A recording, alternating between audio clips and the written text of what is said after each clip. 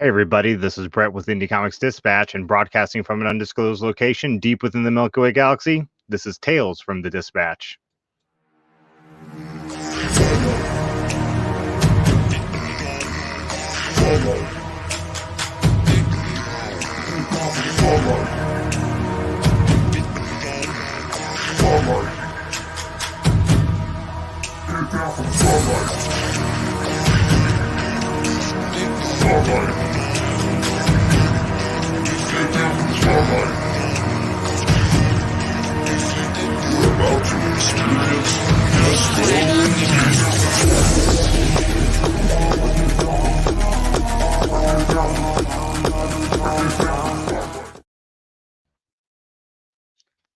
Hello, sir.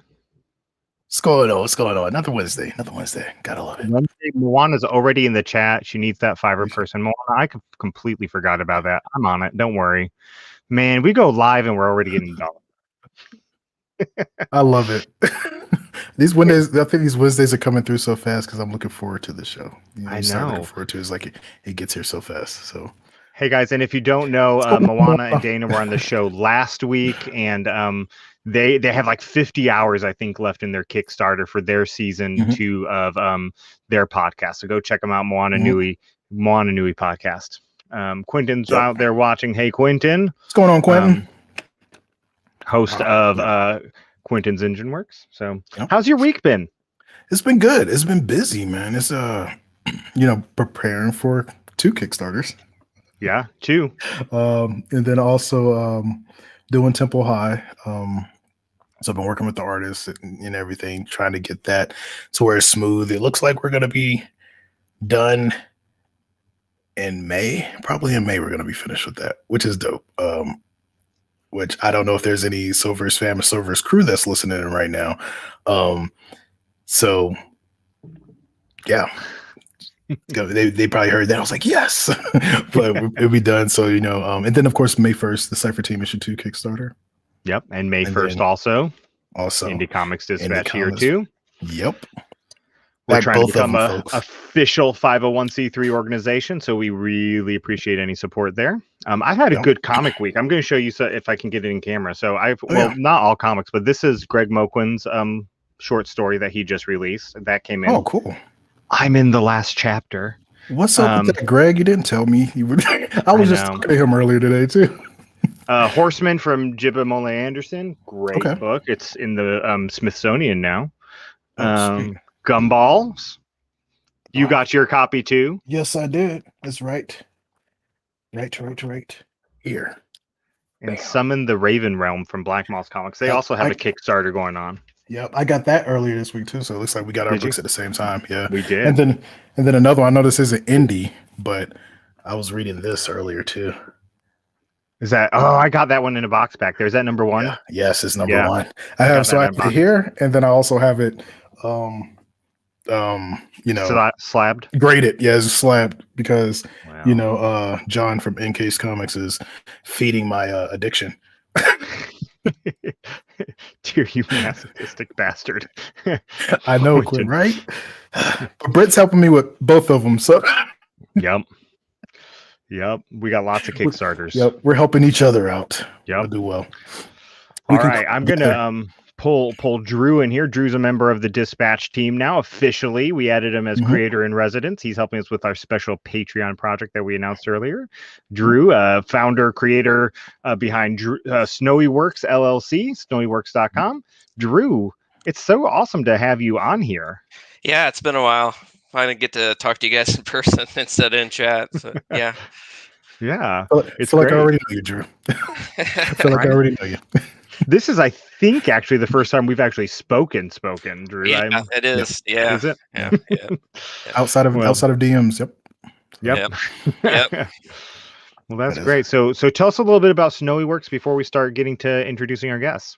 Yeah, I started Snowy Works probably 2017, 2018. Kind of started with anthology books called Future Sci-Fi Tales, and that's kind of where I started writing and working with other creators, and kind of just has been snowballing since then. And released a number of one-shots, and later, or this year, I just released my first ongoing series called Caspian Porter. So, I mean, I got the fever. Like Tier and I were talking earlier, I'm up at, in the wee hours in the morning just working on comics, and just, I love it. I love doing this every day. Yep. That's awesome. Wake up early, go to sleep late. Moana's trying to get me to get that tier. She is. She's got 50 hours left in her Kickstarter. Yep. She's in that last 2 days rush. I got a comic in production. I can't. So Drew, we did the anthology together, which you came to me and were like, "Hey, I have this idea," and I said, "That's really weird because I had a really similar idea. I just didn't know who I was going to do it with." And now you're being super duper cool guy, and we're working together to send our patrons a ash can a month, starting in May. From Snowy Works. Tell us a little bit about that passion project of yours. Yes. Yeah, I've always wanted to release like limited editions. I mean, this was before we were talking about it, but I'd also wanted to try Patreon myself, but it wasn't really quite sure how to approach it. And then I kind of noticed you had one, and then I kind of got to thinking maybe this would work to give this a shot and see how this really works. And that's kind of how I approached you with that. Yeah, and I love the idea. It's great, and it really adds benefit for our patrons and for you, I hope, and gets the word out there more. And it's so cool. I love it, and patrons will start getting those soon. If you're a lower tier patron, you'll get digital copies. If you're a higher tier patron, $7 and up, you get a physical copy. So I just pop that up there. I'll pop it up there again. If you want to become a patron, patreon.com/indiecomicsdispatch. We're trying to actually get to 20 patrons by the end of May. So we're like 5 away, and that doesn't sound like a lot, but in patron talk, that's like that's a way. A big deal. Yeah. So we are trying to get 5 more patrons to get to that 20 patron mark, and it helps. It really helps. We're talking about doing some cool things with the patron funds. If the Kickstarter is successful, then we can actually use patron funds to back other people's Kickstarters and stuff like that, to pour back into the community so that we get those books and we review them, and again put it back in there to the community by posting reviews and stuff like that. So Quinn says he likes Drew's wall. Moana, he does. And Moana says that she'll throw you in a special guest spotlight, friends and family discount tier. So I'm ready to introduce our guests. Maybe one of them will want to support the Moana Nui podcast patron Kickstarter. But first on my list of intros this evening is Jake. Jake is a young aspiring comic book artist from North Mississippi looking to branch out into the world. He has done other things while working towards his goals, such as logo designs, internet show merch, and more. He also has no idea how to write an introduction for himself, so he hopes this will do. It does nicely, Jake. Good job. Great job. Done. Next up, Jake, welcome, by the way. Yes. Thank you. Yes. Thank you for having me. There's another wall for you, Quentin. Is the Quentin saying anything? Yeah. Yeah, there's another wall. Say you like Jake's wall. Don't be mean. Don't be a wallcist. Yeah. Next up, we have Anna. She also goes by under the name A.L. Peterson. She is a comic writer and artist from Minneapolis, using her background for filmmaking and storyboarding. She is now pursuing finishing and distributing several first issue releases on 3 different comics by the end of 2021. Ambitious goals. Welcome, Anna. Hello. It's great to be here. It's great to have you. And you're another one that we've interacted a lot online, and I'm so glad to finally have you on the show for something to talk about. So this is great. It's really, I think I've probably talked to each one of you online at least once, so it's nice to actually get to see you face to face. Definitely. Oh man. So Quentin, I feel like Quentin threw Jake a bone there. Like, looks like Jake has a couple cool statues. Yeah, they're there. Yeah, he does. Some cool ones right there. Mine are hidden in the dark, but they're there, kind of. And finally, joining us from the future, Lewis is a 43-year-old family guy, originally from Manchester, UK, now happily living in Sydney, Australia. I will not shame myself with my poor Australian accent. He has a day job in a bank sitting in front of a laptop, but at night he sits in front of a different laptop and creates comics. The SWP is his second short-form comic book and his first to be published. Welcome, Lewis. Sounds like you're Batman. Oh, hi, guys. The other laptop you're sitting in front of at night. Hey, happy Thursday, guys. Welcome to the future. Is it sunny? That's all I want. Just say I live in Colorado. I think it's gonna snow. So, so just send some of that sun over here. Juana says there's something up with the feed. I don't know if that's a reference to the future or not, but not that I can see. Nope, it looks good. Okay. Everybody, welcome. We have you on tonight. Matt, our cover artist, was going to join us also for both issues, but he couldn't. They got a late shipment in where he works, and he's unloading a truck right now. So he couldn't be here, but he did 2 amazing homage covers for Tales from the Dispatch. And so yeah, Drew and I talked a little bit about it, but you guys are here tonight because we took submissions and then we put it to community vote for who were the top 3 stories in the anthology, and that turned out to be you 3. Yeah. So and congratulations. I gotta say, Congratulations, definitely. Yeah. And you guys are going to end up getting physical copies of the comic books, which there's very few of those that are going to come out. And we'll send you some Indie Comics Dispatch swag too in the mail. So stickers with your nice faces on them. But I got to say, each of your stories was really cool, and we're going to get to your stories in just a minute, but we like to open up with headlines. If you're not a usual watcher of the show, we open up with just a couple of Indie Comics headlines. So let's jump right in.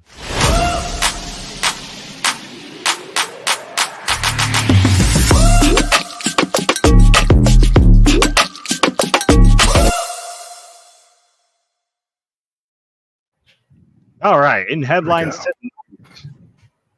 What do we have? Dear, what do we have? What do we have tonight? Yeah, they're all anthology related, so we'll see what's going on with that. For some reason, I picked all anthology news articles. Dan Schmidt also says I'm having issues with the streaming. I don't know if it's something with StreamYard or with Facebook in particular. We seem to, from our end, be going. Maybe try switching to YouTube. I'm not sure. Let me check YouTube. Make sure it's still. Yeah, YouTube looks to be doing really good, but yeah, Facebook on my end is kind of messing up. So it's either Facebook or StreamYard. My guess is it's probably something with Facebook. Yeah, because they've been having some mess going on this week and last week anyway, with people trying to hitting other people's accounts and trying to hack it and stuff. So who knows what they have going on right now? Who knows? So if you're watching on Facebook and you can hear us right now, try switching over to YouTube, or you can always listen on the podcast later. So Silver Coin #1 brings bloody terror to the Image Comics horror anthology. Now, comic anthologies are nothing new. People have done them since the very beginning. But I feel like they had their heyday and then they went away. Not entirely, but they were less popular. But now people like Image Comics are doing anthologies again. What's y'all's take on that? Like, what? Love them. Why do you think anthologies are making their way back into the norm? Anybody can jump in. Yeah, anyone can start. Just maybe the variety. Just you can spend $10 and get access to like 5, 6, 7 different stories, and it's just a nice way to sample things. Especially with how pricey comics are kind of getting when it comes to like what is it, like $5.99 right now for something like the big that. 2? Yeah. It's also like me, I have a short attention span, and reading a short story can kind of keep the reader there. And plus, the more names you can kind of have, the more interest you can drum up. You might not know every single person in there, but you see a name, you're like, oh, that piques my interest, and then you could learn a whole bunch more different artists and writers and stuff. So very good. Go ahead, Tier. I was going to say the same thing. I think the variety is probably what catches a lot of folks. Because instead of just having that, like Lewis was saying, instead of just having that one horror story that you follow, for a couple of issues, whether it's a miniseries or long term or just one issue, now you have that, group of stories, a la, Twilight Zone or Outer Limits and things like that. And a lot of people, I think they're starting to dig that a lot now. You just read one story, get one writer's ideal of a horror story, and then jump straight to the next one. So yeah, that's what I think. The variety. I think that's what's getting folks.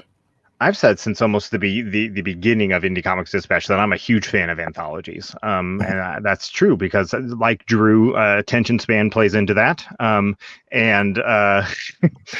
can pick up an anthology and read 5, 6, 7 great stories, and then not worry about if I pick up the next issue of an anthology or not, because I know they're all new stories. I do want to, while we're talking about anthologies, it's not really an anthology, but mini comic bundles. It's like an anthology. You get little comics in the mail every month, and I just got noticed I'm getting my next shipment of them. 3 little comics. They're great. It's like $5 a month. Everybody should sign up for this. Minicomicbundles.com, I think. Fucking fantastic. So speaking of everybody doing an anthology, Evanescence announces Echoes from the Void graphic anthology series. Wow. I don't even know what. I just saw that and thought we have to include this because apparently everybody's doing an anthology. Yeah. Evanescence better attach music to that if they're going to do that. Oh, yeah, for sure. If they don't attach music, I'm not buying it. I feel like that's why Coheed and Cambria is so successful. Yeah, because I know when they did that with 9, because I think they did the whole soundtrack for 9, that movie. I don't know if anybody remembers that movie. I didn't know. That movie came out a long time ago called 9, and it was Coheed that were on that. To me, since I like Coheed and Cambria, that made me want to watch the movie. But yeah, I think I have no I know Evanescence isn't the first. Like Jake said, Coheed did it. There's another Kiss. Yeah, Kiss did it, and then there's another this other rock band called September Morning. They have a comic book. I notice it happens a lot with rock bands and stuff like that. And then of course, Wu-Tang Clan, of course, had theirs too. Yeah. Where they did their comics and stuff. So Dark Knight's Death Metal had its own album for it. Yep. So stuff like that is cool. I think comics and music go hand in hand. So I think to do an anthology, especially if you're a band or a musician, and to bring that in and have it where the comics tells your album story as it goes, like that's kind of dope. That's pretty dope. So as we kind of move out of headlines in just a moment here, I'm going to warn you guys, Drew, Tier, and I will just kind of pepper you with questions. Feel free to answer or just pass or whatever. Drew and Tier, feel free to just jump in whenever. I'm going to pop up the last headline here, which is one of the reasons I'd never really put this to words, but when I saw this, I realized one of the reasons I love anthologies is for their inclusivity, because you can have a zillion short stories in there and represent so many people that maybe traditional comics don't represent. So let's talk about inclusivity for a moment and anthologies and comics. What are maybe just some you've read or seen that speak to you? That was probably too off the cuff, guys. I should have prepared you for that one. Actually, I believe it was a Frank Miller story. I'm not sure. It was about I think it's called Supreme. Oh, yeah. About the kid in the wheelchair, and I don't quite remember it. It was a long time ago, but I know I really enjoyed the story at the time. And there's a clarification, 9, the movie with the little puppets. Yep, that one. It was like a post-apocalyptic type of world and stuff like that. Yeah, it was pretty cool. Well, the movie was all right, but the soundtrack was dope. So one of the things I loved with Tales from the Dispatch is the diversity of stories we got, the diversity in creators that we got. We really got them from all walks of life. And so, I mean, just here, you know, we got a guy in Australia, somebody from Mississippi, right? And then Anna, wherever you're sitting in, you know, just the different cross sections of the world sitting here. And it's really cool. Yeah. So let's get to Tales from the Dispatch. So let's first start with you guys and just go around. Do you remember your first comic book? Who wants to go first? He's got it ready. He does. Wait, got it. So when my dad, he took me to the comic book shop a long time ago when I was 6, and the first book that I ever got was Superman 186. And this story, I never even got to finish it, but this book went through a lot because I got in trouble a little bit later, and let's just say everything was thrown out of my room. But let's say the next day, I went immediately to that trash can and grabbed as many as the comics that I could out of there. And this survived, and I kept it ever since. Nice. And for the youngsters that are listening, that's what parents used to do back in the day. You don't want to get good grades? Okay, everything's gone. Lewis, do you remember your first comic book? Yeah, I started reading comic books in the late 80s or the early 90s, and probably the one that stuck with me the most was Grant Morrison did a spell writing a comic called Animal Man.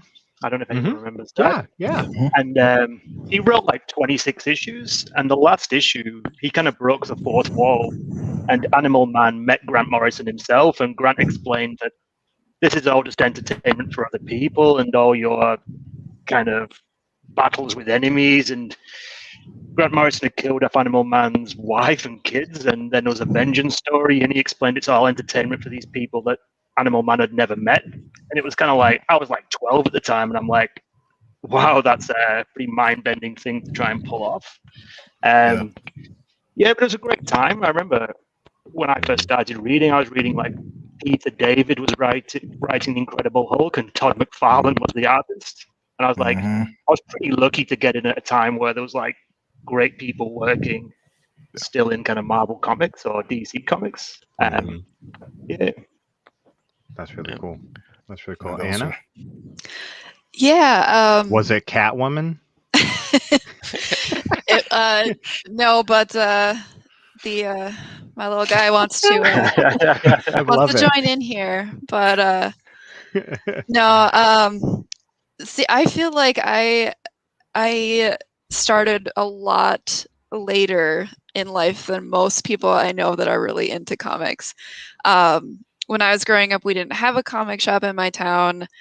The nearest bookstore of any kind was like 45 minutes away. And so I didn't have a really strong connection with comics when I was younger, but I did like, we did get cable when I was in high school, and I started getting interested in manga. And then as I got older, and I had more access to things, I did start getting really into it. I don't remember which one was the first one that really hooked me in, but I do remember Grant Morrison also being one that really like caught my attention. I think my first one with him was shoot, I can't remember, but I do remember getting really hooked on the style, and just kind of seeing how there were all these possibilities with comics that don't exist in like traditional novel writing. Excuse me. Or like filmmaking. It has all this potential for visual storytelling that a lot of other things don't have, and I thought that was really, really cool. Yeah. I feel that it's its own quirk, I think, with comics, you know, because if you have good artists and stuff, they can make the pages look like they're moving, or make the panels look like they're moving, and so it kind of feels like it goes from a comic to becoming semi-animation in a sense because of the actions and stuff like that. But I agree with that. Sure. I agree with that. Drew, what was your first comic?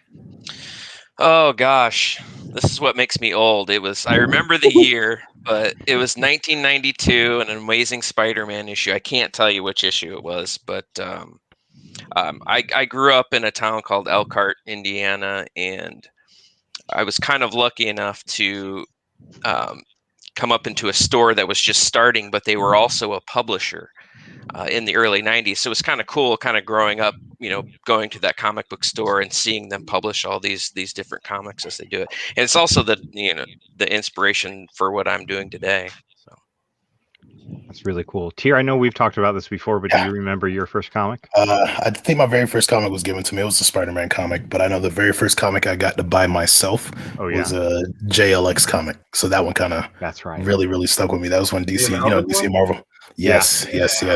So that was the one the very first one I could buy myself, and I saw it. I'm like, JLX, I know what the Justice League is. X, what is this? And then I saw, I'm like, oh, they mixed them. This is dope. So that was like the very first one I could buy myself. Was that the amalgam line? Yeah, amalgam line. Mm-hmm. Yeah. I worked real hard for a whole summer mowing yards just to get them at the flea market. The whole amalgam collection. I loved it when I was a kid. It was a dope concept. It was a dope concept. Mm-hmm. They did like two. Didn't they do like two series of that? Yeah, they did the big first one, and then there was a smaller second series. I think it was smaller. It seems. Yeah, I think each character had 2 books. Mm-hmm. And then I know they had that I think it was in the first one, and I think they tried to continue it in the second one where it was like Robin and Jubilee had a thing going on in the first one, where their amalgams of them, they had a thing going on. I think they tried to continue that in the next one, but I think the Wonder Woman Storm mix was like very, very dope. And then they had another one I got on the cover. On the cover, it had Fing Fang Foom, and I forget who it was that he was merged with, but he was like on the cover. And then you had, the JLX or the Justice League X-Men mix, fighting him and stuff like that. So that was the first one I could buy, but the first one that was given to me was a Spider-Man comic because Spider-Man. That's really cool. That's really cool. So all you guys are in the anthology. And most of you are first-time comic creators, right? Like, I mean, which is really cool. Because we had some veterans submit too, which is fine. But I love that some first-timers won. Yeah. So what inspired you to create your own comic story? Who wants to go first? You rock, paper, scissors it. Just there you go. That is the first time that's happened on the show. I know. I'm happy to go first. Go, Lewis. My story's called the SWP, and it's I love it, by the way.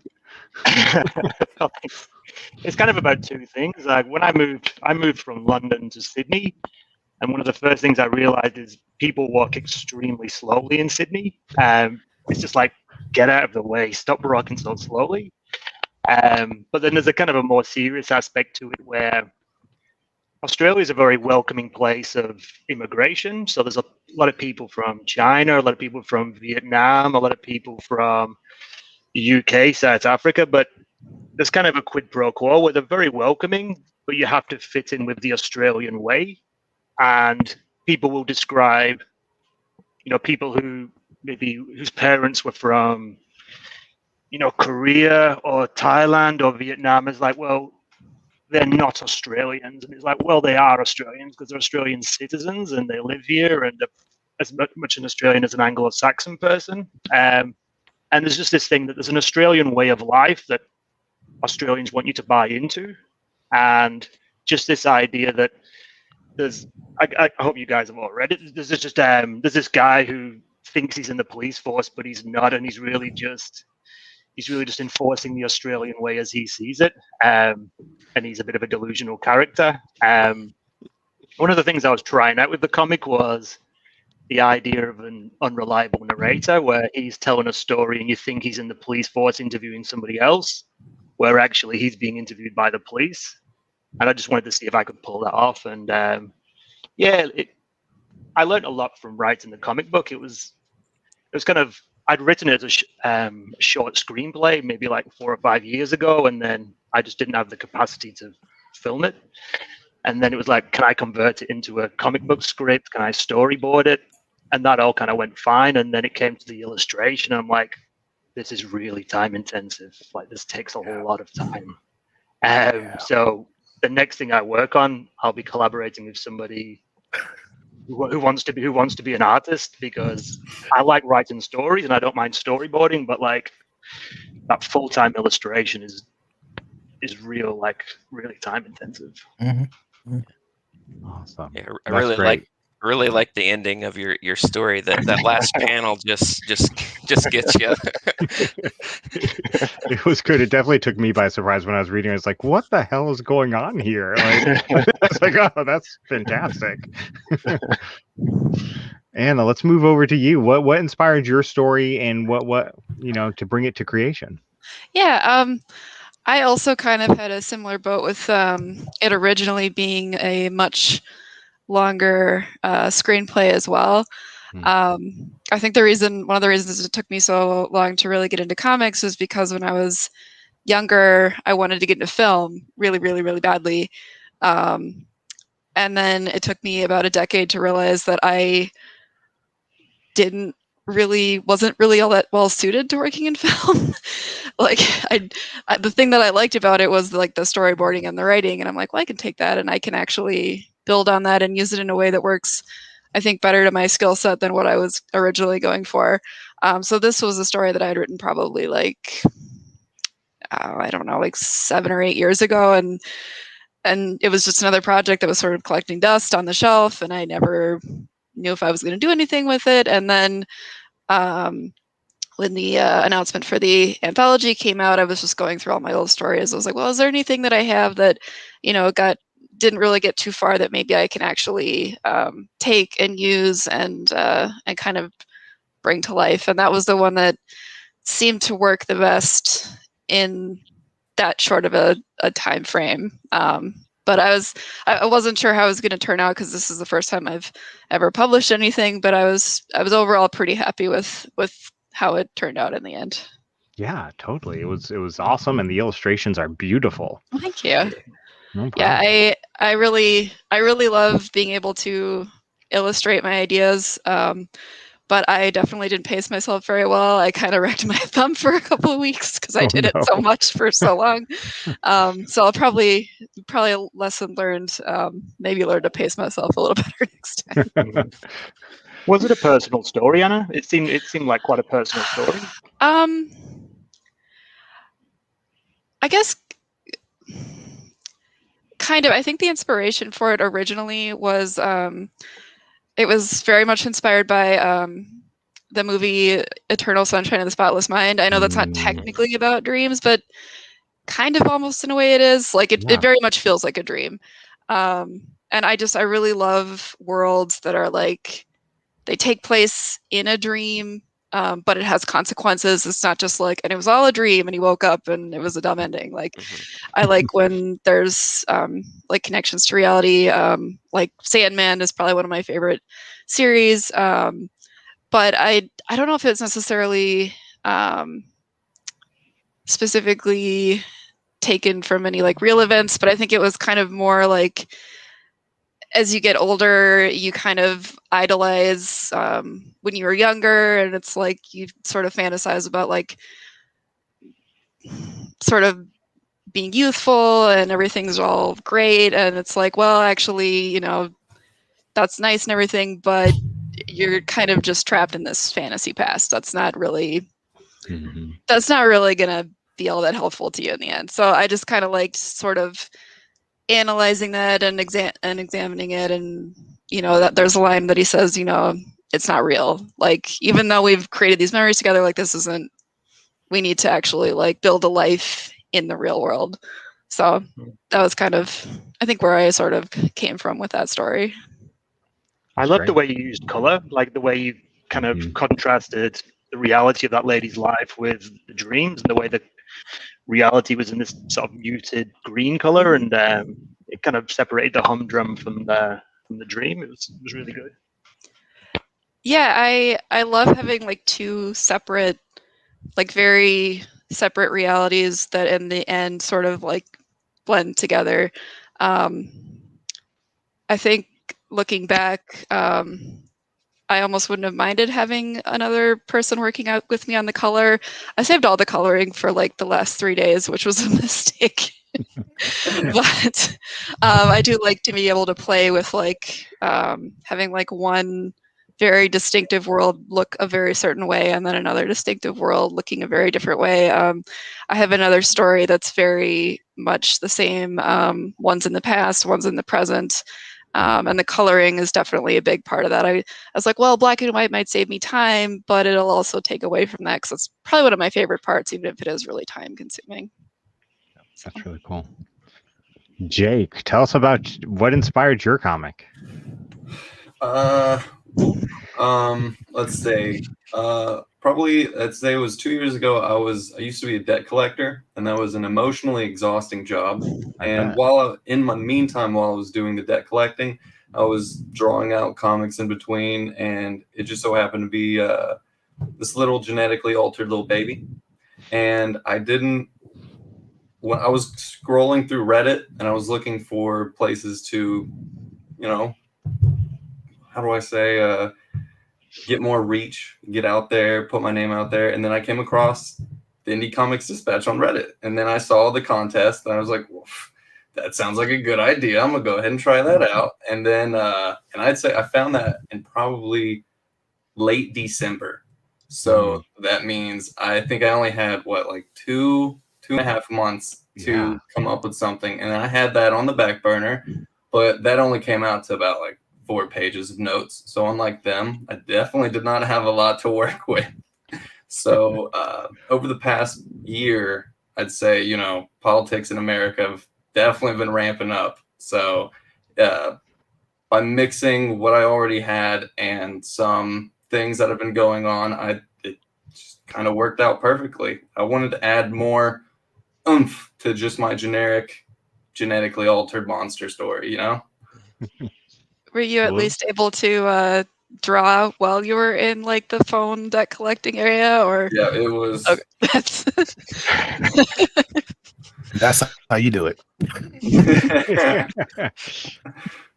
That's really cool. So Jake's, if you're going to go download the books, which you can for free as of today, you can get them volumes 1 and 2. Go to snowyworks.com and check it out there.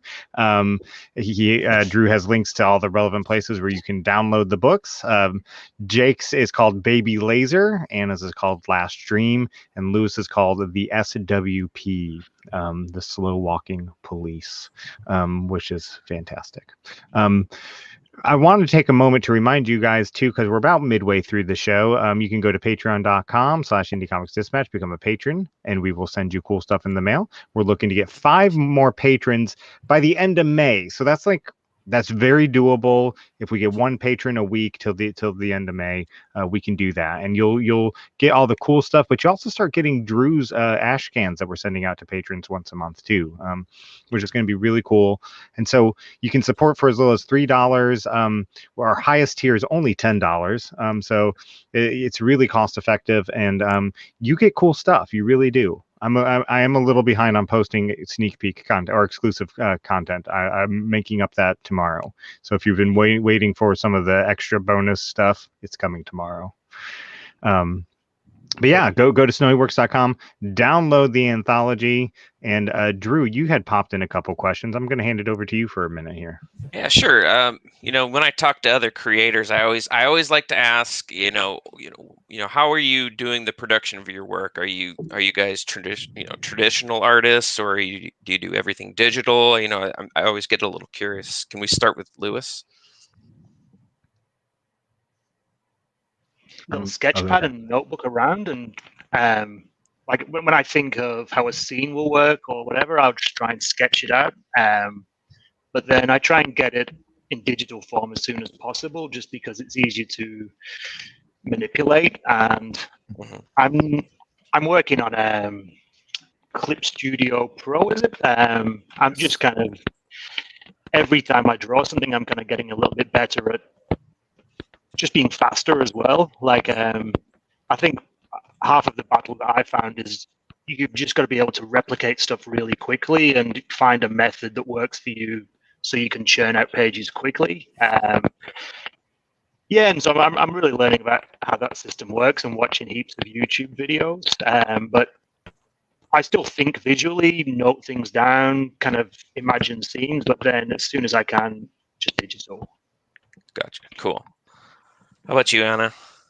Yeah, I'm in a similar boat. I think I still carry a sketchpad with me, and I'm sure I always will. But I'd probably say 80 to 90% of what I do is digital now. It's just a little bit easier, especially when you're in a smaller apartment, not having to have this large workspace to need to have to get everything done. And I like it. I think, when you can save different versions of files, I feel like there's a little more. I feel a little less nervous trying something new if I know that I can do I can backtrack if I don't like this. Versus if you're doing it on a piece of paper, you get one shot. So I think it's kind of nice to be able to kind of push yourself a little more in that regard. Yeah, you can erase that page a little more than you can on traditional, right? Yeah. Of course, the downside then is you're hitting Control Z on a piece of paper, and then you're like, oh no, that doesn't work anymore. How about you, Jake? Usually I do all of my inking and penciling traditionally, and then scan it and then do the colors. But Baby Laser was my first time doing the entire thing just digitally, so I could give it that crisp look. I wanted it to look good. Cool. So Jake, let me ask you, because I learned how to ink traditionally, so that's why I started off inking was 11x7 pen and quill. And I do you feel that is better? Do you feel that is better digitally? Because I know when I went digital and decided to go ink, it was less mess. It was less stress too, because it's the pressure, it's the feeling. I can't get the specific strokes that I want when I get digital. I'm constantly redoing the same stroke that I did before. But when it's traditional, I feel like I can just feel it better. I don't know how to describe that. Yeah, I understand. It's the same way. I figured out a way to get it with digital. A lot of times it takes multiple strokes, but I just try to keep that freehand because I know a lot of people when they go digital with the inking process, they get a little more digital. I guess is the best way to say it. But yeah, keep sticking with that freehand. After a while, it'll get. I promise you, it'll get easier. But yeah, I do miss that part about the paper too. Just what helped me with that? Is this a screen protector I got called Paper-like? That actually helps. I have that. I got that. Yeah, it felt a little bit better for me doing that. Still not paper, but but it felt better. So I have some of Jake's art pulled up right now. We'll just scroll down to some of the other stories too to see it. This is what you can get right now. Last stream from Anna. I mean, just amazing artwork. And then we switch to the colors. I'm not. We're gonna go zoom, and then we got slow walk the SWP. So some great artwork all around. Yeah. And the crazy part is this is two of you. This is your first. Well, all of you. This is your first comic. And then for two of you, this is actually your first time drawing things out fully. What would you say was the hardest part of that? Never doing a comic ever to doing what you've done. What would you say is the hardest thing? Words. Yeah, words are hard. Words are hard. I agree. I think words are very hard. I think I'd written a few screenplays of about 5-minute films, but you can be much more wordy in the dialogue. Whereas once you start writing on a screen or in a comic book panel, you're like, that's just too wordy. Just got to strip that right back. All of us are not. Yeah, you're right. Yeah, absolutely right. Literally, the first three pages of mine have walls of text. Yep. You just look at it can't see the picture anymore. So I want to answer this question real quick, and then we can go back to the finishing up the answers to Tier's question. of this is not a dumb question because not everybody's familiar with an anthology. An anthology is really a collection of works, different stories that don't necessarily connect with one another. For instance, in TV, the American Horror Story, the different seasons, it's considered an anthology series because the different seasons, though it's all the same series, the different seasons don't connect, although they do connect somewhat now, I guess. But they didn't. And so an anthology is a series of stories that all contained within the same packaging, but don't necessarily connect. Would everybody agree that that's a decent summary? And some other TV shows to put it out there: Twilight Zone, Outer Limits, Black Mirror. There's a movie, Trick or Treat is one. VHS. I don't know if y'all seen that movie. If you haven't, go see it. But that's another one.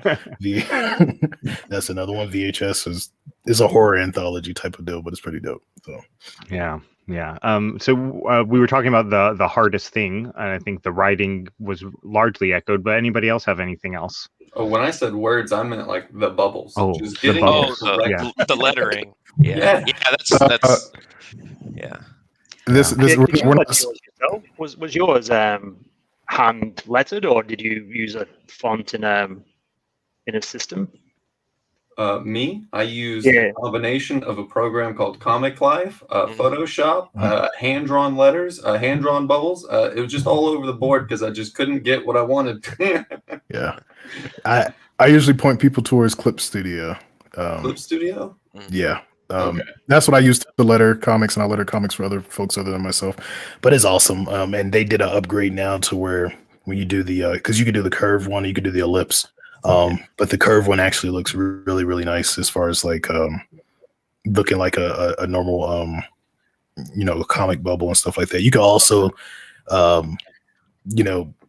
manufacture your bubble to make it look however you want. So if you want to do the thought bubble or a spooky bubble for like a ghost or a monster and stuff like that, you can do all of that in there too. So because they have a drawing tool where you can draw the bubble, so you can draw however you want it. Oh, wow, that's really cool. So they have a lot of stuff in there as far as that.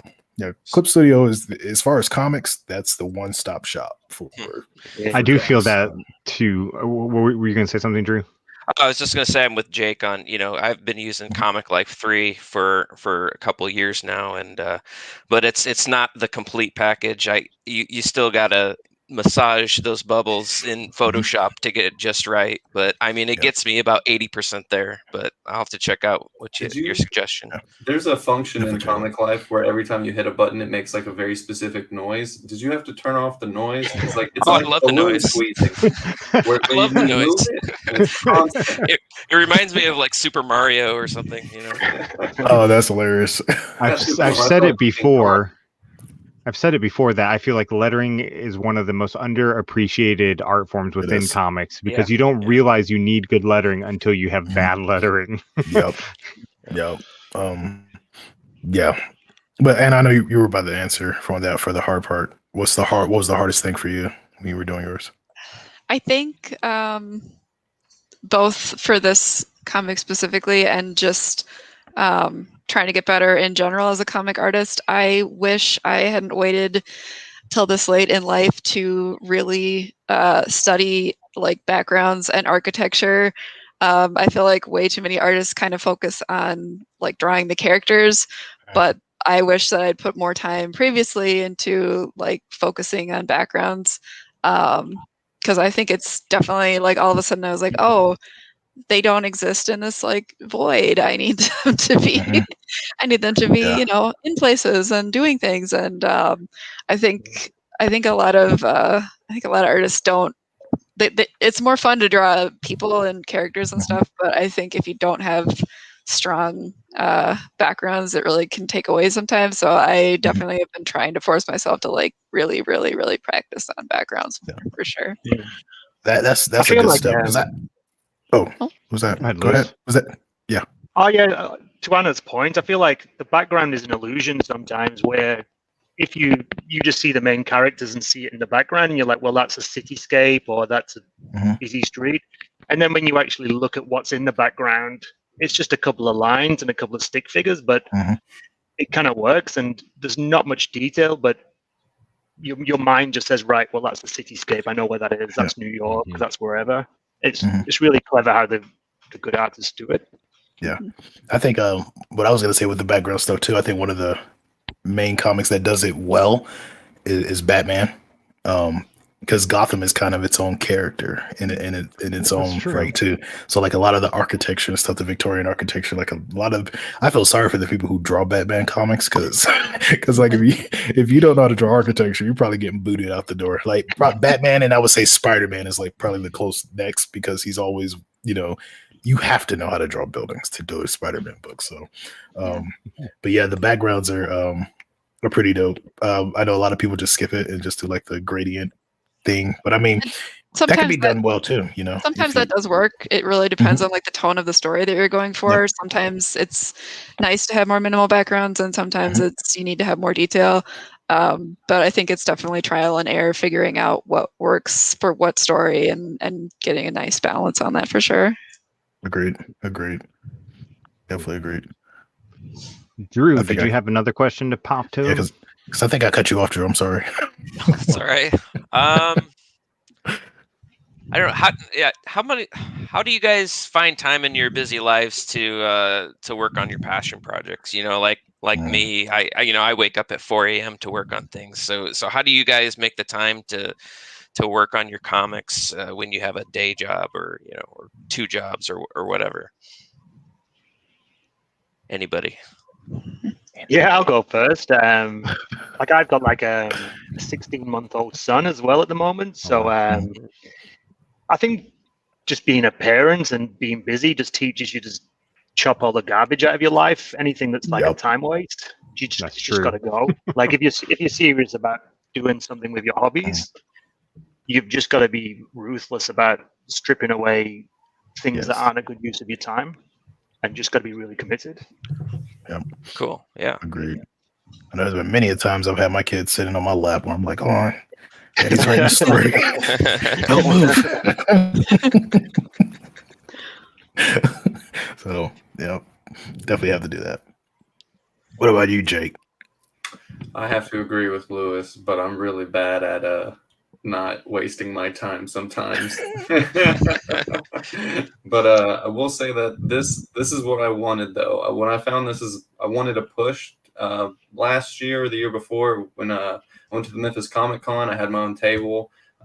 Very great creator, Mike Norton. He specifically told me that if you want to get in the business, you put something out there. You just do it. And this was a huge push for me to just put it out there, and I'm really thankful for you guys. That's awesome. Yeah, definitely.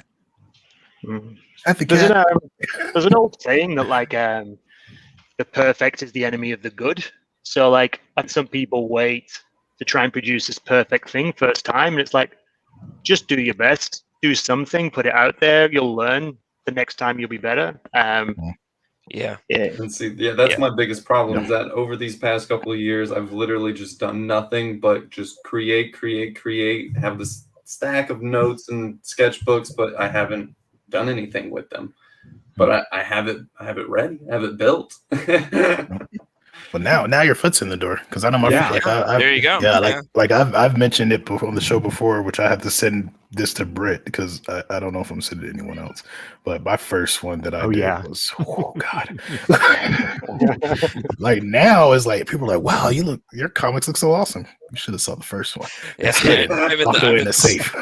I'm in the same boat. I cringe at my first one that I put out. It's just I've heard, and I don't know if it's from somebody on the show. Now, I'm not a comic creator, but I've heard people say that, you just got to get that first one out of your system. Like, just make one, put it in a drawer where nobody will ever see it, and then make your second one because it'll be a world better than the first one. Yeah, like it helps. It helps too because like getting it out there. I know when I did that first one, like I went to a con in Detroit, to MechaCon, and there were Marcus Williams was there and Keith Jones, and then there was some other individuals who worked like DC and Marvel, so they saw it, and I got the good, and I got the bad, and I got the ugly. Like one person came through, looked at the comic, and put it back down, and I was like, "Oh, my heart," So you get all of that stuff, and if you're willing to grow, if you're willing to learn, you're willing to make this the thing that you want to do, you're going to take all of those notes. I took all those notes, and when I went back and did I think after that one, I did Yamo Stigmata issue 1, and I just applied all of that knowledge into that one, and it came out way better than the first book. But one thing I will say, when I did the first book, Orisha Exos, the first printing of that, like even my printer was like, "Are you sure? You sure you want to put this up there?" And that's why I'm still with them today, because they're brutally honest. They were like, we don't want to print this for you, but are you sure? So, well, that brings up another question for me, but I want Anna to be able to answer first. How do you balance life? I think I also did a couple of cons. Obviously not last year, but a couple years up to that in the Midwest, I did. In 1 year, I think I did 5 or 6. But between working full time, trying to write, trying to make just illustration art for selling at conventions and doing conventions, I think it just completely burned myself out. And I think I also have the unhealthy habit of having like really strong, like 2 to 3 months bursts, and then and everything comes out, and then it's just kind of like, oh man, I did too much and I did it too fast. So I think I've been getting a little bit better with kind of getting up, either getting up early and working on it before work or working on it after work. And then this last year, my job shut down for 3 months, so I just had nothing to do for 3 months basically but draw. So that's all I pretty much did for 3 months, which was, I think, kind of a sort of start, like a kickstart to really pushing, looking at what stories were the ones that mattered to me, how did I want to get them out, and how did I want to break down what I was working on when. So very good. Any other creators in the bunch have these? Go ahead, Lewis. Go ahead, Lewis. Oh, Tyler, to your point, you've got to be good with rejection and negative feedback sometimes. You've got to be, like, I wrote a screenplay and I worked on it for 18 months and thought it was pretty good. And then I submitted it and it got hammered. Like, it got hammered. And you've just got to take that for what it is and kind of not take it too personally. Just take it all as a growing experience. I mean, it's kind of hard, and when you first get it, you kind of go home and have a little cry. But it's just part of getting better at things, and because it's all personal to you, and it's creative, I think you feel it a bit more. So Yeah, I agree with that. Like, I think us as creators, we're like our biggest worst critics, but we don't want anyone else to be our worst critics. So I know for me, that was like the first thing I was like, I know I'm gonna have to work on that, because I don't need to curse anyone out if they tell me it's bad. I need to listen. So like, my first books came out, so they were giving me pointers, like, they were like, you did good with this. Like, I think in the book when I was talking about the past, instead of using Sophia, I used purples, different hues of purples and stuff. And they're like, I like that difference. Instead of using Sophia to be past, you'd use this. But then they were like, but you messed up here. But that was good, And I was like, huh, I kind of got used to it too. Because before I changed my degrees and stuff, I was in art school, so we had to learn how to critique. And so that's where, like I was talking to Britt on one of the other shows about that, the sandwich where you tell them good, you tell them what they did wrong, but this was good, So I kind of got used to that, and it used to get me angry. But then I started thinking about it. I'm like, they have a point, So instead of getting angry about it, why not implement that? And then I started seeing myself grow. So yeah, definitely have to be able to receive that, and Britt knows we've run across people who don't do well with it. They can't receive it at all, and like for me, my thing is, as long as you're not just saying, well, it sucked, and if I asked you why and your only answer is it sucked, then I don't want to hear that, but I want to hear the person saying why it sucked, so I can make the next one not suck. But yeah, you're absolutely right. Definitely right in that. So a lot of you guys, first-time comic creators here. So this can't be your last project, right? So what's your next? Yeah, it better not be. What's the next project, Anna? We'll start with you. So like I said, I have a couple in the works. I'm hoping to have a little bit more material good to go when conventions kind of really get back on track. Hopefully, just by the end of this year or early next year. So I have 3 that I'm hoping to get done before the end of the year. one that I am currently working on.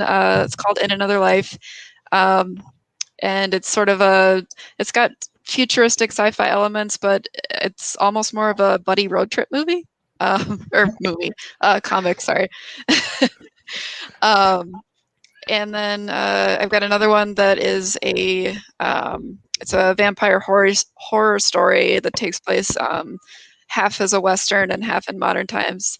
And then another one that's probably been the one I've been working on the longest.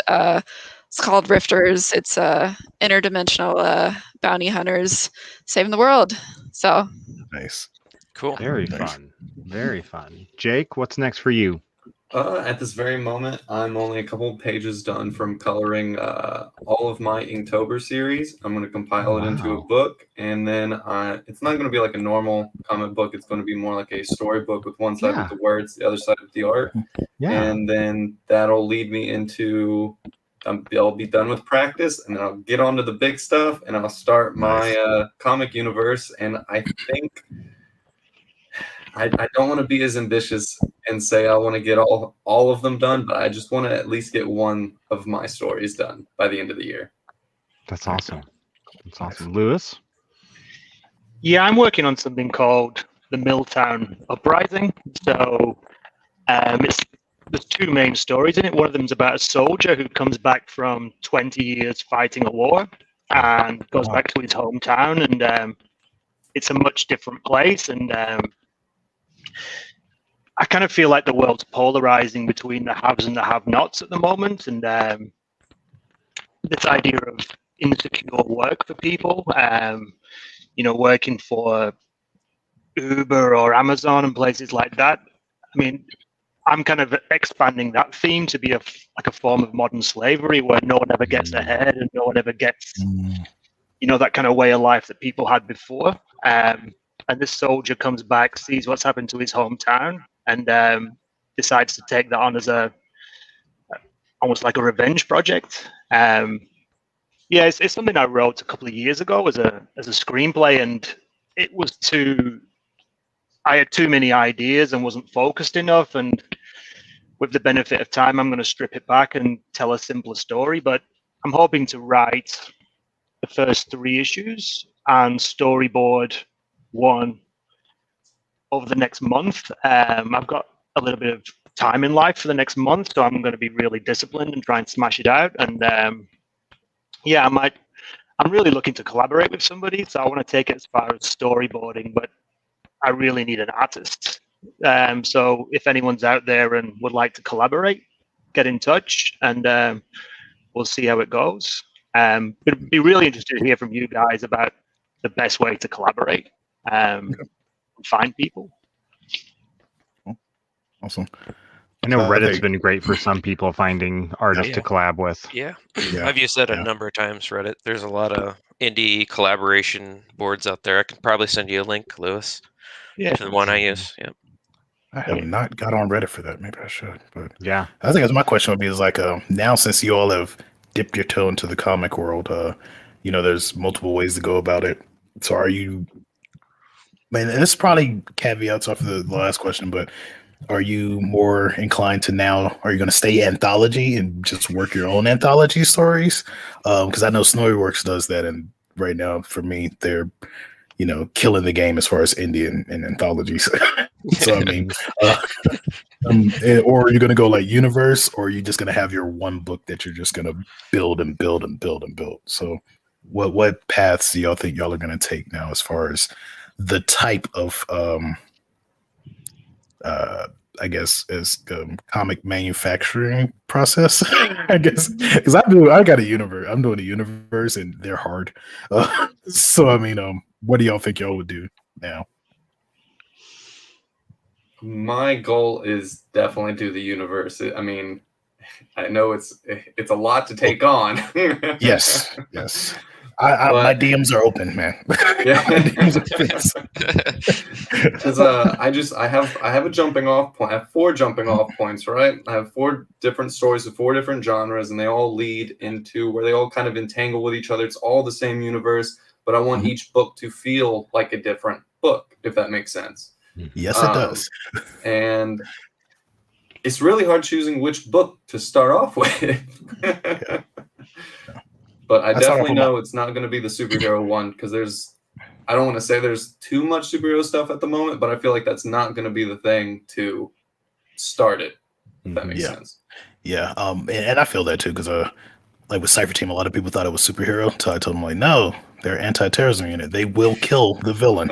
So that, it's not superheroes. And now everybody wants to read it. But yeah, a lot of people, some people like superheroes still, but DC and Marvel kind of run the game for that. So there's that. But so Anna, what about you? I think because I just have more of a background with almost more of like a film mindset, I think each one of my stories is a bit more contained. So I don't know if I would go like the building each one in the same universe route. I also kind of like to have lots of different stories where each story has its own world with its own rules, but it doesn't mean one day that they might not start to intersect or whatnot. I know lots of writers out there have had kind of independent stories that over time sort of connected and stuff in the future. You'll find a way. Yeah. They always find a way. They do. Because I think Image ended up doing it too, and they weren't supposed to. Yeah. Yeah, I'm going to just create an issue 1 of a story that I think, if it's popular, could be 10 issues. And if issue 1 goes okay, then I'll produce an issue 2, 3, 4, and keep going. I just don't want to overcommit to something that might not take off. I just want to stay realistic about how far it could go, but if you keep writing good stuff, hopefully you can get enough exposure, people read it, and you can build from there. Or if people don't take to it, kind of pull it down and go in a different direction. Just really, be really interested in your guys' thoughts on, do you I'm kind of happy to do maybe an issue 1 and issue 2 as like just passion projects, but at some point, maybe you need to raise some funding or whatever, and be really interested to hear from you guys and listen to the old podcasts about the best way to do that. So I'm still in the creative process. Great podcast on Kickstarter campaigns. Yeah. There's some real experts on. Yeah. I would recommend that, like, for the fundraising, either Kickstarter or Indiegogo. Both are fairly good, but I do understand the whole, do the first issue. Definitely do I will say, definitely do the second issue, because sometimes the second issue is the one that really starts pulling folks in. Because there's a thing in the indie comics world where they'll say, I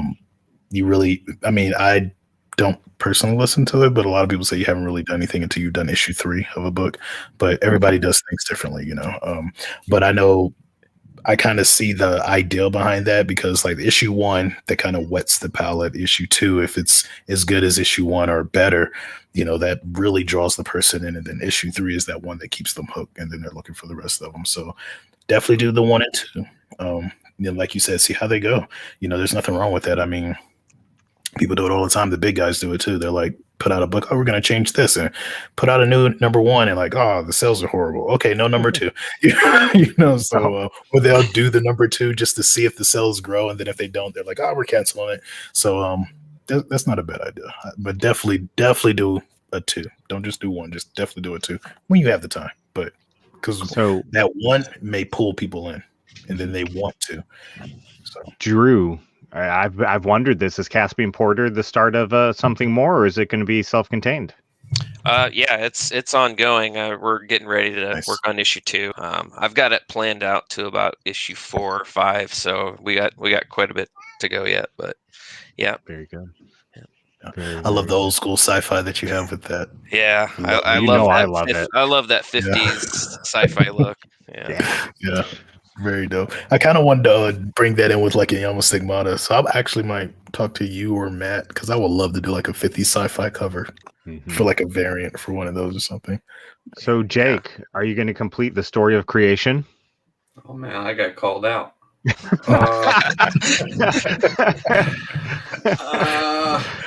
See, a long time ago, I decided that the way to start my entire universe was the very beginning with the whole cosmic pantheon and all that. And I don't think that's quite the way to go anymore.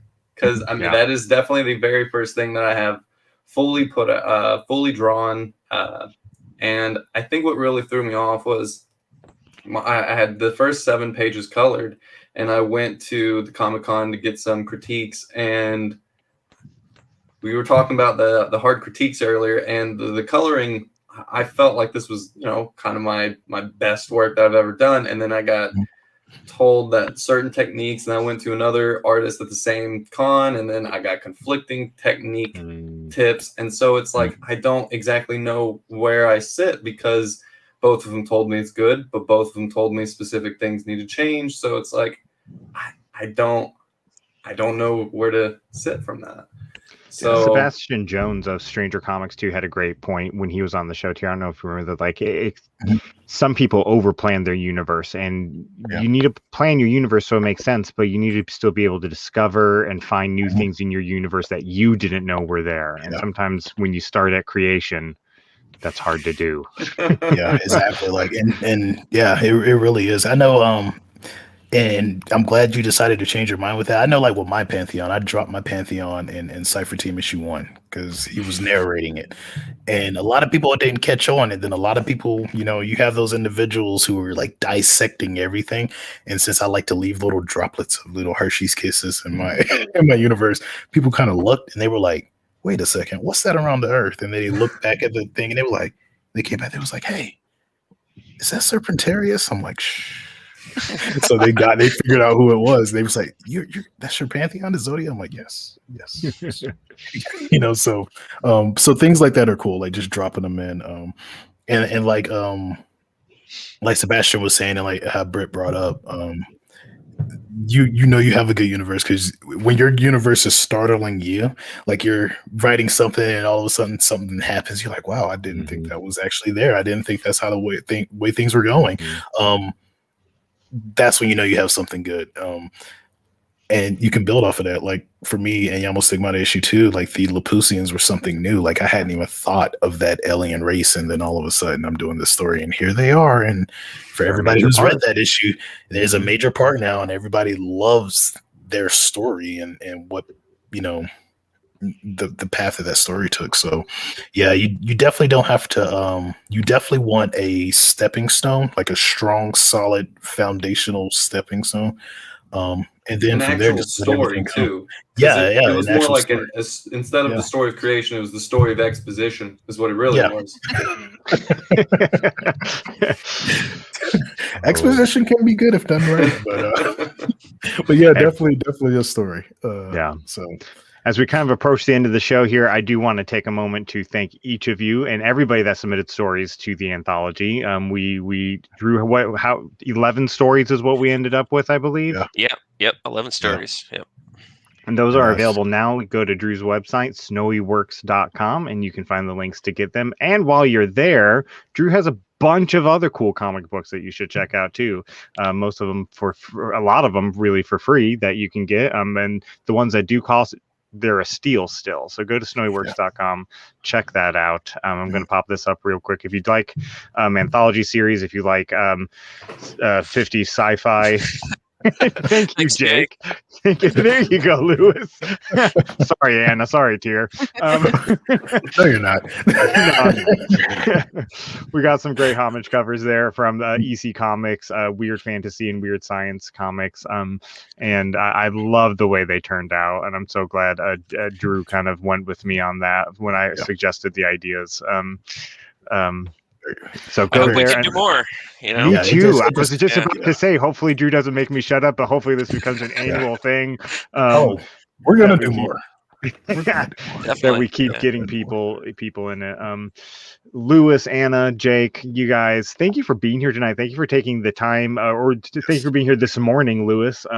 Thank you for taking the time to be here. Everybody, next week we have a great show about it's a new thing. It's a new wave. Indie comics creating their own animations to go along with their comics too. So we have 3 guests on next week who will be discussing that, who have done various animations for their own comics. One is even developing a video video game that ties in with their comic. So tune in next week, and we will be talking indie animation. Drew, Lewis, Anna, Jake, again, I've said it already, but thank you guys a zillion times over. If you're out there watching this or listening to this on the podcast, go download these books, read these people's stories. They're available for free on most places. As a note, those places that do charge, that we have to put up a charge, the profit that is being donated to the Comic Book Project, it's a nonprofit that donates comic books for children. So it's a really cool project. And so I don't know that we'll get any royalties, but if anything comes in, it's being donated. So yep.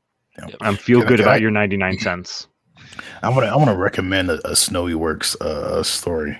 You know this. You know which story. I know which one you're going to say. It's the only one I reviewed that got a 5. That only book I reviewed in ICD that's got a 5-star, and that's Wallbreakers. Robert, yeah. If you can read that, please go and read that. And Jake, consider what you were saying, like words with the word book, like that dude. Was that you, Drew? Did you letter that, or was it? No, that was Jorge. He hand lettered the entire thing. Yeah. When I noticed it, when I saw that it was hand lettered, I purposely went and looked for mistakes, and I'm like, this dude is perfect. So wow. I definitely recommend that one. So hey guys, and just one last word of encouragement. Our year 2 begins in May, and for Indie Comics Dispatch, we're trying to become a 501c3 nonprofit news and media organization. That means we can do more with more people, and just really help grow a bigger, better indie comic community, which is what we're all about. And so that Kickstarter launches May 1. If you go to Kickstarter and search Indie Comics Dispatch, we should come up. You can save our project to get notified when it launches, or the link is in all of our social media profiles. So you can find it there too. So click on that and get notified on launch button. We would deeply appreciate it. And then also when it happens, back it. We're going to have some hopefully cool rewards. I have a t-shirt on tonight that just came in today. Our broadcast from the Dispatch t-shirts. And so that will be available as an add-on only as part of the campaign. So hey, Brandon, are we still doing that? Are we still doing that crossover tier?